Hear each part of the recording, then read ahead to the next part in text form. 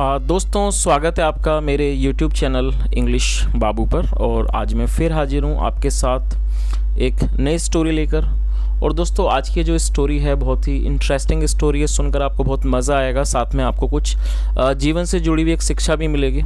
उसके अलावा इस स्टोरी के अंदर आपको कई सारे नए इंग्लिश के वर्ड मीनिंग सीखने को मिलेंगे, उनकी करेक्ट प्रोनाउंसिएशन के बारे में पता चलेगा और जो इसका ग्रामर का पार्ट है हम उसे बिल्कुल डिटेल में कवर करेंगे, तो आप एक एक चीज़ को बहुत अच्छे से सीख पाएंगे।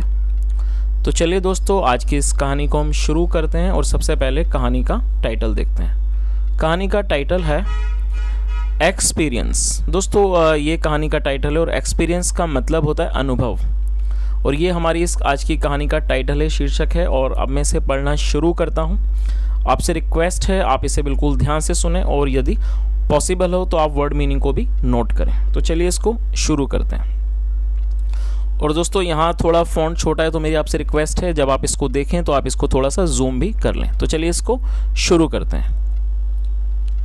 A disciple went to his guru and said। क्या मतलब हुआ दोस्तों? आज की जो हमारी स्टोरी है ये पास्ट इंडेफिनिट में है। और जब पास्ट इंडेफिनिट में हम कोई भी अफर्मेटिव का वाक्य बनाते हैं तो वहाँ वर्ब की सेकंड फॉर्म का प्रयोग किया जाता है। तो इस स्टोरी के अंदर आपको कई सारी सेकंड फॉर्म देखने को मिलेंगी। अ disciple went to his Guru and said. क्या मतलब हुआ दोस्तों? डिसिपल एक नाउन है जिसका मतलब होता है शिष्य या फिर चेला।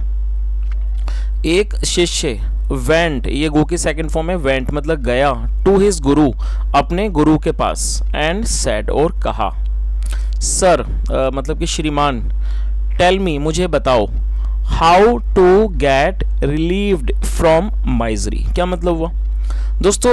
रिलीव का मतलब होता है किसी चीज़ से बचना या किसी चीज़ से राहत लेना, किसी चीज़ से बचना, उसको रिलीफ कहा जाता है। और माइजरी एक नाउन है जिसका मतलब होता है दयनीयता।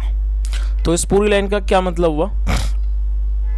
आ disciple went to his Guru and said मतलब एक शिष्य अपने गुरु के पास गया और उसने कहा, सर टेल मी मतलब श्रीमान मुझे बताइए, how to get relieved from misery मतलब दयनीयता से कैसे मतलब कि छूटें या दयनीयता से खुद को कैसे बचाएं।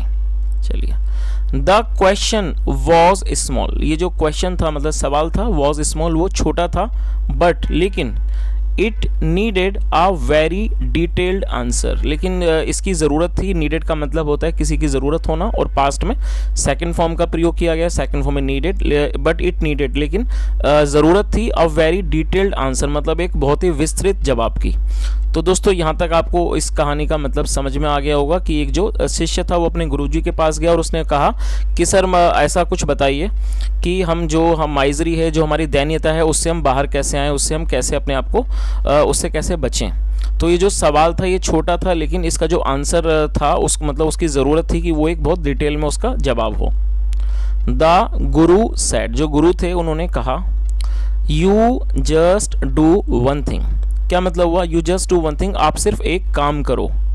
फाइंड सम वन, फाइंड का मतलब होता है ढूंढना, फाइंड सम वन मतलब किसी को ढूंढो, हु इज फ्री मतलब कि जो आज़ाद हो, मतलब कि जो स्वतंत्र हो, आज़ाद हो, फ्रॉम माइजरीज मतलब कि दयनीयताओं से। माइजरीज का मतलब होता है कह सकते हैं किसी भी तरह की परेशानियां, दयनीयता, गरीबी, उसे माइजरीज कहा जाता है। तो उन्होंने क्या कहा कि आप एक काम करो, किसी एक व्यक्ति को ढूंढो जो कि आज़ाद हो, जो कि फ्री हो किस चीज़ से, माइजरीज मतलब परेशानियों से, एंड आस्क हिम और उसको कहो, टू लैंड हिज शूज। दोस्तों लैंड का मतलब होता है उधार देना और उसको कहो, क्या कहो?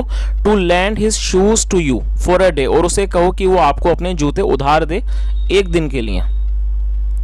आई शैल देन टेल यू, फिर मैं आपको बताऊंगा, how to get relieved from miseries की, ये जो माइजरीज हैं मतलब कि जो दयनीयता है उससे अब मतलब कैसे छुटकारा पाएं, उससे कैसे बचें।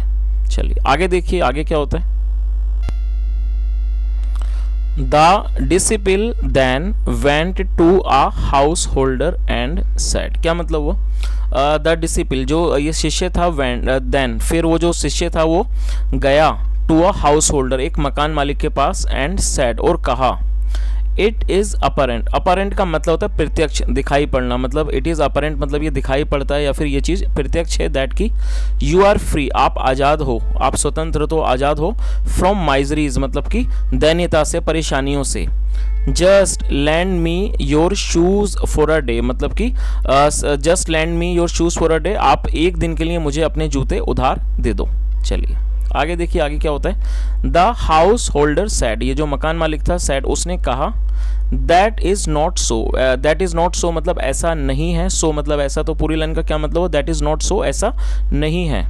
माई neighbour is a wicked person, दोस्तों आप इस वर्ड को नोट कर सकते हैं। विकेड एक एडजेक्टिव है जिसका मतलब होता है धूर्त, धूर्त या मक्कार, इसे विकेट कहा जाता है, आप इसे नोट कर लीजिए, और ये एक एडजेक्टिव है। तो क्या मतलब हुआ, वो जो हाउस होल्डर था, मकान मालिक था, उसने कहा दैट इज़ नॉट सो ऐसा नहीं है, my neighbour is a wicket person, जो मेरा नेबर है मतलब कि जो पड़ोसी है वो एक धूर्त आदमी है, मतलब कि मक्कार आदमी है। He has made my life miserable, और ये हमारा प्रेजेंट परफेक्ट का वाक्य है। जब हैज़ के साथ वर्ब की थर्ड फॉर्म का प्रयोग किया जाता है तो इस तरह का वाक्य प्रेजेंट परफेक्ट का वाक्य कहलाता है। तो उसने क्या कहा कि he has made my life miserable, उसने मेरे जीवन को मिजरेबल मतलब दयनीय बनाया हुआ है।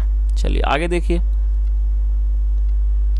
The disciple then went to another householder, फिर वो जो डिसिपल था, जो शिष्य था, वो किसी दूसरा मतलब कि अन्य मकान मालिक के पास गया एंड रिपीटेड हिज डिमांड, और उसने अपनी जो उसकी डिमांड थी, मांग थी, उसको उसने रिपीट किया। रिपीट मतलब दोहराना, तो उसने अपनी मांग को दोहराया।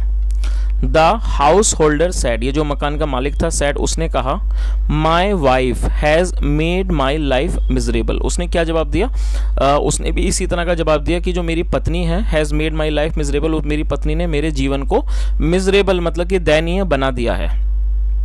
और दोस्तों ये जो वर्ड है मिजरेबल, आप इसे नोट कर सकते हैं, ये एक एडजेक्टिव है जिसका मतलब होता है दयनीय, ऐसा जीवन जिस पर किसी को दया आए, दयनीय, परेशानियों वाला, संकट वाला, उसे मिजरेबल कहा जाता है। चलिए आगे देखिए। ऑफन मतलब कि अक्सर, आई फील मतलब मुझे लगता है, मैं महसूस करता हूँ, लाइक लिविंग माई होम मतलब मैं अक्सर ऐसा महसूस करता हूँ, मुझे लगता है, लाइक लिविंग माई होम कि मैं अपना घर छोड़ दूँ, and become an ascetic, and become an ascetic. दोस्तों एसेटिक का मतलब होता है कोई साधु व्यक्ति या फिर जोगी वगैरह, जो लोग मतलब कि कोई भी ऐसा व्यक्ति जो इस तरह का जीवन जीता है, मतलब योगी वगैरह या फिर तपस्वी, तो उसे एसेटिक कहा जाता है। तो इस लाइन का क्या मतलब हुआ, उसने क्या जवाब दिया कि अक्सर मुझे ऐसा महसूस होता है कि मैं लिविंग माई होम, कि मैं अपना घर छोड़ दूं, एंड बिकम एन एसेटिक, और एक योगी या कह सकते हैं तपस्वी बन जाऊं। If you are looking for someone free from miseries, और अगर आप किसी को ढूंढ रहे हो, फॉर समवन ऐसा कोई, समवन फ्री फ्रॉम माइजरीज, जो कि मतलब कि परेशानियों से, माइजरीज से, जो दैन्यताओं से मुक्त हो, बेटर नॉक अ सम अदर डोर मतलब अच्छा होगा कि आप किसी और दरवाजे को खटखटाओ। नॉक का मतलब खटखटाना। चलिए आगे देखिए, आगे क्या होता है। The disciple went from door to door, जो डिसिपल था, शिष्य था, वो went door from door to door मतलब एक दरवाजे से दूसरे दरवाजे पर गया, हर दरवाजे पर गया। बट लेकिन एवरी हाउस होल्डर, लेकिन जो हर कोई जो मकान का मालिक था, had his own tale of miseries मतलब उस हर किसी की अपनी कोई ना कोई परेशानियों की, दैन्यताओं की कोई ना कोई अपनी कहानी थी। टेल का मतलब है कहानी।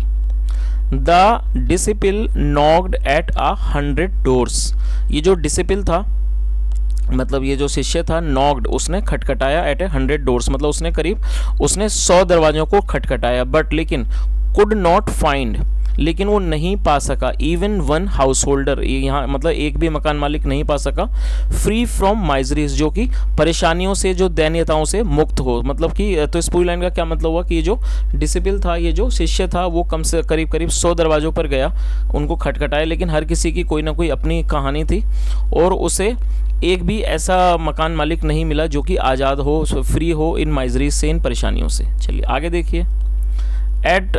Eight end of the day, at end of the day मतलब कि दिन के आखिर में, the disciple went back to his guru, और ये दोस्तों बैक का मतलब वापस, और वेंट बैक मतलब वापस चला गया। तो इस लाइन का क्या मतलब हुआ, at end of the day मतलब दिन के आखिर में, the disciple went back to his guru, वो जो व्यक्ति था वो अपने जो शिष्य था वो अपने गुरु के पास वापस चला गया। चलिए आगे देखिए।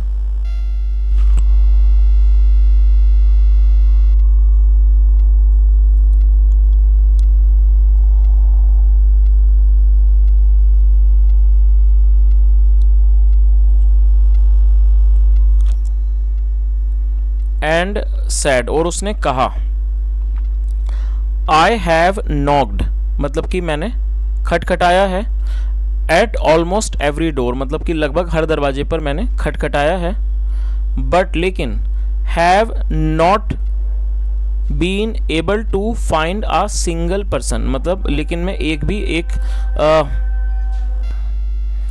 तो दोस्तों इस लाइन का क्या मतलब हुआ कि I have knocked at almost every door, मतलब मैंने लगभग हर दरवाजे को खटखटाया है, लेकिन have not been able to find a single person, मतलब लेकिन एक भी आदमी को नहीं ढूंढ पाया हूँ। और दोस्तों यहाँ पर ये जो स्ट्रक्चर है आप इसे नोट कर सकते हैं कि जब हैज़ बीन या हैव बीन के बाद एबल टू लगता है तो वो हमारा प्रेजेंट परफेक्ट का वाक्य होता है, और इसकी जो टेल होती है उस पर पाया है, सका है, आता है। तो इस पूरी लाइन का क्या मतलब है, उसने क्या जवाब दिया कि मैं लगभग हर दरवाजे पर मतलब दस्तक दे चुका हूँ, खटखटा चुका हूँ, but have not been able to find a single person, लेकिन एक भी आदमी को नहीं ढूंढ पाया हूँ, पर्सन फ्री फ्रॉम माइजरीज, मतलब कि जो आज़ाद हो दैन्यताओं से, परेशानियों से, मतलब ऐसा कोई भी आदमी नहीं है जो कि माइजरीज से मुक्त हो। चलिए आगे देखिए। Each one has a different tale, मतलब कि हर किसी के पास एक अलग कहानी है। और दोस्तों ये जो हमारा वाक्य आप ये देख रहे हैं, ये हमारा पजेसिव का सेंटेंस है। पजेसिव का मतलब होता है ऐसा कोई भी वाक्य जहाँ पर हम ये शो करते हैं कि किसी के पास कुछ है, तो वहाँ पर हमें हैज़ या हैव का प्रयोग करना होता है हेल्पिंग वर्ब के रूप में। तो क्या मतलब हुआ, ईच वन मतलब हर किसी के पास, each one has a different tale मतलब हर किसी के पास एक अलग कहानी है। While someone is blaming his wife, और वाइल मतलब कि जबकि कोई व्यक्ति है इज ब्लेमिंग जो कि दोष दे रहा है हिज वाइफ अपनी पत्नी को, सम अदर्स जो बाकी हैं आर ब्लेमिंग देयर चिल्ड्रन, वो जो है क्या ब्लेम कर रहे हैं, मतलब दोष दे रहे हैं अपने बच्चों को और द नेबर्स या फिर पड़ोसियों को। तो उसने क्या कहा कि सभी की अपनी अपनी कहानी है, कोई व्यक्ति अपनी पत्नी को दोष दे रहा है और कोई व्यक्ति अपने बच्चों को या फिर पड़ोसियों को दोष दे रहा है। चलिए आगे देखिए, आगे क्या होता है। द गुरु देन सेड, फिर वो जो गुरु थे देन फिर उन्होंने कहा, I shall now tell you the secret of being free from miseries. क्या मतलब हुआ, उन्होंने क्या कहा कि अब मैं आपको बताऊंगा जो सीक्रेट है, मतलब जो एक तरह का सीक्रेट का मतलब राज होता है, इस राज को बताऊंगा किस चीज़ का, ऑफ बींग फ्री मतलब कि आज़ाद होने का, मुक्त होने का, फ्रॉम माइजरीज परेशानियों से। Do not blame others for your suffering, क्या मतलब हुआ। और दोस्तों ये जो हमारा वाक्य है ये प्रेजेंट इंडेफिनिट का नेगेटिव वाक्य है। जब आप कोई भी प्रेजेंट इंडेफिनिट में नेगेटिव वाक्य बनाते हैं तो वहाँ पर डू नॉट का प्रयोग किया जाता है हेल्पिंग वर्ब के रूप में। तो यहाँ पर क्या मतलब हुआ, डू नॉट ब्लेम अदर्स मतलब दूसरों को, अन्यों को ब्लेम मत करो, दोष मत दो, फॉर योर सफरिंग्स अपनी समस्याओं के लिए, अपनी परेशानियों के लिए। लुक इनवर्ड्स, इनवर्ड्स मतलब अंदर की ओर, मतलब लुक इनवर्ड्स अंदर की ओर देखो, rather than blaming others, rather than का मतलब की बजाय, रादर देन ब्लेमिंग अदर्स मतलब दूसरों को दोष देने की बजाय। तो उन्होंने क्या कहा कि अपने अंदर देखो, लुक इनवर्ड्स अंदर देखो कि दूसरों को दोष देने की बजाय। compete with yourself, compete का मतलब होता है स्पर्धा करना, मुकाबला करना। compete with yourself मतलब खुद से मुकाबला करो, and not your rivals ना कि अपने राइवल से। राइवल्स का मतलब होता है प्रतिद्वंदी, मतलब कि खुद से आप अपना मतलब मुकाबला करो, खुद से compete करो, स्पर्धा करो, ना कि अपने प्रतिद्वंदियों से। do not change your goals मतलब कि जो आपके जो लक्ष्य हैं, गोल्स हैं, उनको मत बदलो। डू नॉट चेंज का मतलब बदलना, do not change your goals अपने लक्ष्यों को मत बदलो। Just because others are going a different way मतलब सिर्फ इसलिए कि जो दूसरे लोग हैं, अन्य लोग हैं, वो एक अलग रास्ते पर जा रहे हैं, मतलब इसको देखकर आप अपने लक्ष्यों को मत बदलो। लिसन टू योर कॉन्शियंस, दोस्तों ये जो वर्ड है कॉन्शियंस आप इसे नोट कर लीजिए, नाउन है, इसका मतलब होता है अंतरात्मा और इसे कॉन्शियंस कहा जाता है जो कि एक नाउन है। तो क्या मतलब हुआ, लिसन टू योर कॉन्शियंस मतलब अपने अंतरात्मा की आवाज़ को सुनो। That is the only way मतलब सिर्फ यही एक तरीका है, टू बी फ्री आज़ाद होने का, स्वतंत्र होने का, आज़ाद होने का, या कह सकते हैं मुक्त होने का, फ्रॉम वर्ल्डली माइजरीज मतलब कि जो सांसारिक जो दुख हैं, माइजरीज हैं, उनसे आज़ाद होने का, उनसे मुक्त होने का ये एक इकलौता तरीका है। चलिए दोस्तों, गुरुजी ने बहुत अच्छे ज्ञान की बातें बताई हैं। चलिए आगे देखते हैं आगे क्या होता है। द डिसिपल सैड, ये जो डिसिपल था मतलब कि जो शिष्य था, उसने कहा आई गेट योर मैसेज, मतलब कि आई गेट योर मैसेज, जो आपका संदेश है, जो आपका मैसेज है वो मैं समझ गया। गेट मतलब समझ जाना, समझता हूँ, बट लेकिन this is something you could have told me just when I posed my question. तो क्या मतलब हुआ इस लाइन का, उसने मतलब क्या कहा कि ये जो आपका संदेश है वो मैसेज है, मैं उसे समझ गया, मैं समझता हूँ, लेकिन आप ये ऐसा है, this is something you could have told me, आप मुझे बता सकते थे, just when I posed my question, जब मैंने आपके सामने अपना सवाल रखा। तो उसने शिष्य ने यही कहा कि भाई ये जो बात है ये तो मैं आपकी समझ गया, लेकिन ये बात आप मुझे जब भी बता सकते थे जब मैंने आपके सामने अपना सवाल रखा। चलिए आगे देखिए। द गुरुज एडेड, जो गुरु थे, एडेड मतलब उन्होंने इस बात में इस बात को जोड़ा, truth is something sometimes bitter to swallow. और बिटर दोस्तों एडजेक्टिव है जिसका मतलब होता है कड़वा। तो जो गुरुजी थे उन्होंने क्या कहा, truth is sometimes bitter to swallow, मतलब जो सच है कई बार वो कड़वा होता है। टू स्वेलो, स्वेलो का मतलब निगलना, मतलब निगलने में कड़वा होता है।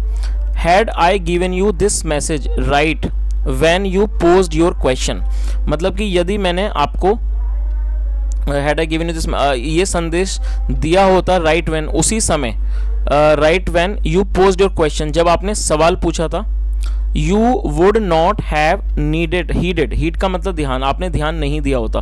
तो गुरुजी थे उन्होंने क्या बोला कि भाई ये जो सच होता है कई बार वो कड़वा होता है, मतलब उसको स्वेलो करना, उसको समझना।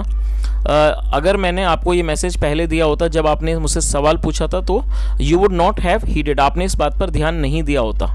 नाउ अब you have yourself seen, अब आप खुद अपने आप इस चीज़ को देख चुके हो, एंड रियलाइज्ड, रियलाइज का मतलब होता है कि इस चीज़ का बोध होना, समझ होना, पता लगना, महसूस होना। तो आपको इस चीज़ का खुद आपको महसूस हो चुका है या आपको बोध हो गया है, दैट की the root cause, root cause मतलब होता है मुख्य वजह, जो मुख्य वजह है ऑफ माइजरी मतलब परेशानियों की, समस्याओं की, विद मोस्ट पीपल अधिकतर लोगों के साथ, इज दैट वो ये है, दे ब्लेम अदर्स, वो दूसरों को ब्लेम करते हैं, दोष देते हैं,